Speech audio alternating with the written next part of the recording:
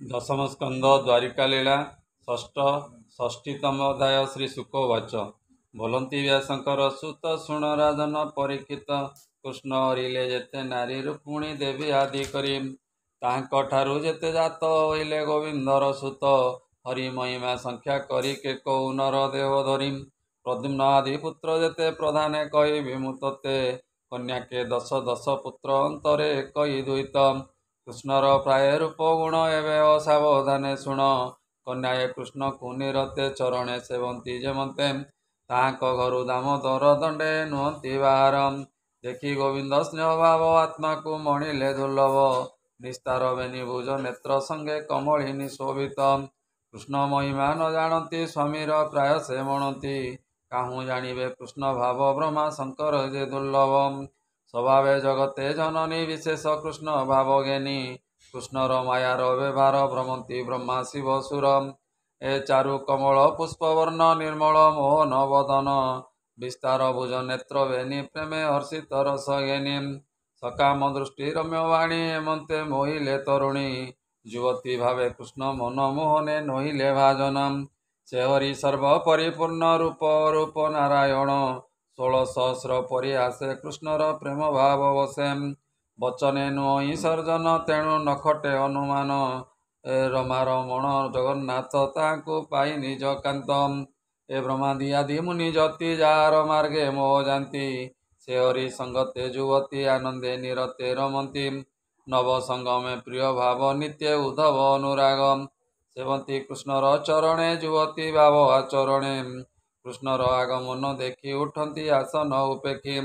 केते दूरे बेगे जाई कृष्णर हस्ते हस्त देई सकामे अलस तरुणी कृष्ण को निज गृहे आनी सुवर्ण आसने बसाइबेनी चरण हस्ते धोई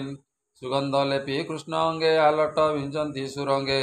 विश्रामे करी निज पति सुगंध कुसुमे सेवंती केश प्रसारिण शयने सेवंती स्नान भोजने हेमंत कृष्णर चरणे सेवा करती अनुक्षणे कन्या के शत शत नारी पासे खटंती परिवारी तथापि स्वामी को चरणे सेवंती सेवकी प्रमाणे एबे अशुण नरपति कृष्णर जेतेक युवती ताहांक मध्य अष्ट नारी रुक्मिणी देवी आदि करी ए कन्या के 10 सुत यांक उदरु संभूत 16 सहस्र 61 पूर्वे मु कही अछि तोते प्रद्युम्न चारुदेष्टा आदि सुदेष्टा नामे परिसिद्धि चतुर्थ पुत्र चारुदेव यार मलिन हृदय सुचारु चारु गुप्त बेनी अष्टमे भद्र चारु गेनी ए चारु विचारु बेनी नाम सुचारु सत्य ये दशम रुक्मिणी गर्भ ए संभूत कृष्णर प्राय नेत्र गात्र भानु सुभानु सुर भानु प्रभात भानु चंद्र भानु श्री भानुमती भानुशेष कृत बृहत भानुदश सत्यभामार एते सुत हेबे शुण नरनाथ ए रुक्ष नंदिनी जाम्बवती शुणतु तार संतति सांब सुवर्ण शक्राजित चतुर्थ पुत्र जगजित सहस्राजित चतुर्थक विजय चित्र केतुरेक ए वसुमानव विड़ केतु पशु सामंत सम केतु सत्यार पुत्र शुण एवे तोते कहवा प्रिय भावे सुचारु चंद्र सोसेन चित्र विचित्र वेगवान श्रीमान आत्मा शंकु वसु कुंभ दर्शन अवशेषु साधु सुंदर सुख कवि वृषभा नाम अनुभवी वीर सुबाहु भद्र एका अष्टम शांति नाम लेखा दशम पूर्णिमा सुकेश कानंदी पुत्र एवे दश सोम कुबेर पदत्यक शास्त्र भाषिनी गृहठिकम बल प्रबल ऊर्धगति ए दश माद्रीर संतति शक्र सचित दश भक पराजित हलिकुत्कम यांक महिमा बहुत शुणतु मित्र वृंदासुत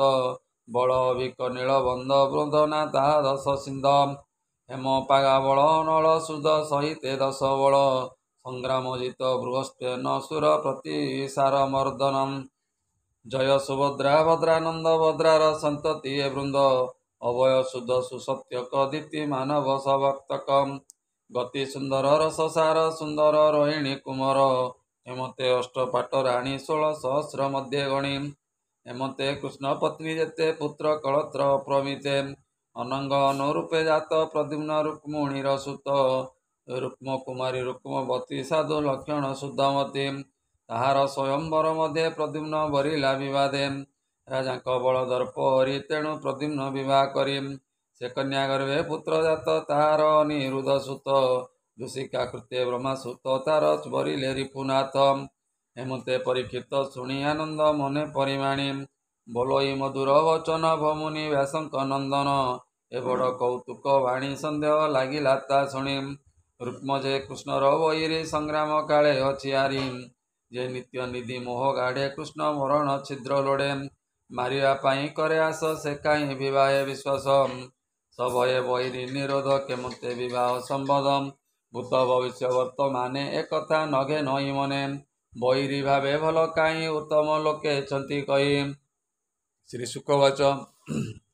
କହନ୍ତି ଶୁକ ମୁନିବର ଶୁଣ ସୁମନେ କୁରୁବୀର କୃଷ୍ଣର ତହିଁ ଅପମାନେ ବୈରୀ ଭାବ ଅଛି ମନେ ତଥାପି ଭଗିନୀର ସୁତ ଭଣଜା ଭାବେ ଦେବର ପାତ୍ର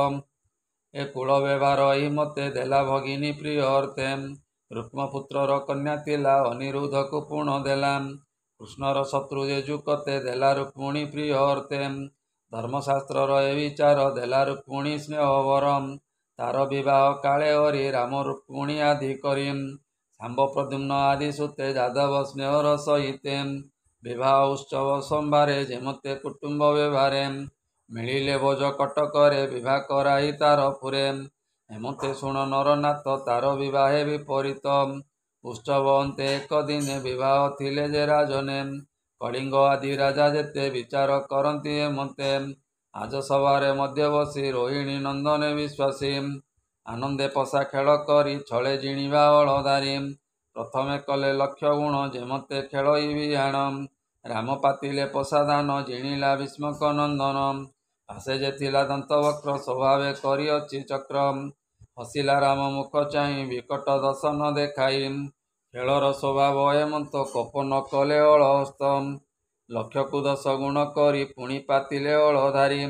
ସେଭଳେ ହଳଧର ଜିଣି ରୁକ୍ମୁଣ ବୋଲୋଇ ତା ଶୁଣି ମୁହିଁ ଜିଣିଲି ଏତେ ଧନ ଭୋରାମ ପୁଛ ସର୍ବଜନ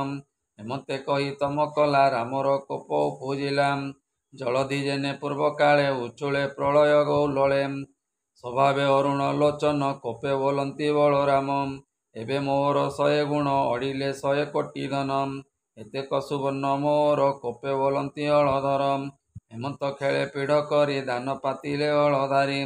ଧର୍ମ ଜିଣିଲେ ବଳରାମ ଜିଣିଲି ବୋଇଲା ରୁକ୍ମୁଣ ଏବେଳେ ଜିଣିଲହି ମୁହିଁ ପଚାର ସଭା ମଧ୍ୟ ତୁଇ ବିକଟ ଦନ୍ତ ତାହା ଶୁଣି ବୋଲୋଇ ଅଛି ମୁହିଁ ଜାଣି ଏଭଳେ ଜିଣିଲା ରୁକ୍ମଣ ସୁବର୍ଣ୍ଣ ଯେତେ ପିଢ଼ ପୁଣ ରୋହିଣୀ ସୁତ ତାହା ଶୁଣି କପାଳ କଣ୍ଟି ହେଲେ ତୁନି ହେମନ୍ତେ ଅନ୍ତରିକ୍ଷ ବାଣୀ ଶୁଭିଲା ରାମ ଏହା ଜିଣି କପଟ କହି ରୁକ୍ମଣ ହେମନ୍ତ ଆକାଶ ବଚନ ଧର୍ମ ବଚନ ନିନ୍ଦା କରି ରୁକ୍ମ ବୋଲୋଇ କୋପ ଭରି ତୁମ୍ଭେ ଜାଣିବ ଖେଳ କାହିଁ ବନେ ଗୋପାଳ ମେଳେ ତାଇ ନ ଜାଣି ପଶା କୌତୁକ ଗୌଡ଼ ଜାତି ବଡ଼ ମୂର୍ଖ ଗୋରୁ ଚରାଇ ଗଲା ଦିନ ତୁମ୍ଭର ଏତେ କାହିଁ ଜ୍ଞାନ ଖେଳ ଜାଣନ୍ତି ରାଜପୁତ୍ରେ ସଂଗ୍ରାମ ଜୟ ସେଇ ମତେ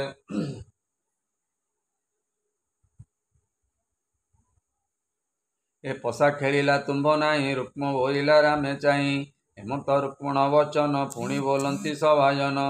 ରାମ କୋପିଲେ ତାହା ଶୁଣି କରେ ପରିଗ ଶସ୍ତ୍ର ଘେନି ରୁକ୍ମଣ ମୁଣ୍ଡେ ଘୋର ନାଦେ ପ୍ରହାର କଲେ ସଭା ମଧ୍ୟେ ତଳେ ଯେ ଥିଲା ପଶା କାଠି ରାମ ଘେନିଲେ କୋପ ମୁଷ୍ଟି ସଭାରେ ଅପମାନ ଦୁଃଖେ ପିଟିଲେ ଦନ୍ତବକ୍ର ମୁଖେ ବଜ୍ର ସମାନ ପଶା କାଠି ବାଜି ଝଡ଼ିଲା ଦନ୍ତ ପାଟି ଯେ ଦନ୍ତେ ରାମକୁ ହସିଲା ସେ ଝଡ଼ି ଭୂମିରେ ପଡ଼ିଲା ରୁଧିର ଗଳେ ତାର ତୁଣ୍ଡେ ଗୋଳ ଶୁଭିଲା ରାଜଦାଣ୍ଡେ ଏ ରାମକ ଅକ୍ଷ କ୍ରୀଡ଼ା କାଳେ ଦୁଷ୍ଟେ ଯେ ଥିଲେ ସଭା ତଳେ ରାମର ଶସ୍ତ୍ରେ ଖଣ୍ଡ ଖଣ୍ଡ ଛିଡ଼ିଲା ଉରୁଭୁଜ ଦଣ୍ଡ ଶୋଣିତ ବୃଷ୍ଟି 10 ଦିଶେ ପଳାଇ ଗଲେ ନିଜ ଦେଶେ ରୁକ୍ମୁଣ ହତ କୃଷ୍ଣ ଦେଖି ଭାଳି ବୁଝିଲେ ବେନି ଆଖି ରାମ ରୁକ୍ମୁଣ ସ୍ନେହଭଙ୍ଗ ଭୟ ମୌନ ଶ୍ରୀରଙ୍ଗ ତକ୍ଷଣେ ପ୍ରଭୁ ଭଗବାନ ଆରୋହୀ ନନ୍ଦୀ ଘୋଷଯାନ ବର କନ୍ୟାକୁ ଘେନି ସଙ୍ଗେ ଦ୍ୱାରକା ବିଜେ ଶ୍ରୀରଙ୍ଗେ ରାମ ଯାଦବ ଆଦି ଯେତେ ମିଳିଲେ କୃଷ୍ଣ ଅନୁମତେ ସେ ରାମକୃଷ୍ଣ ପାଦଗତେ ନମୋ ଦାସ ଜଗନ୍ନାଥେ ଇତି ଶ୍ରୀମଦ୍ଭାଗବତେ ମହାପୁରାଣେ ପରମହଂସ୍ୟାଂ ସହିତଂ 82 ଦଶମ ସ୍କନ୍ଧେ ଅନିରୁଦ୍ଧ ବିବାହେ ଅକ୍ଷ କ୍ରୀଡ଼ାୟା ରୁକ୍ମବୋଧ ନାମ ଷଷ୍ଠୀତମ ଅଧ୍ୟାୟ। ବୋଲ ଆନନ୍ଦେ ଏକ ବାର ହରି ହରି ବୋଲ।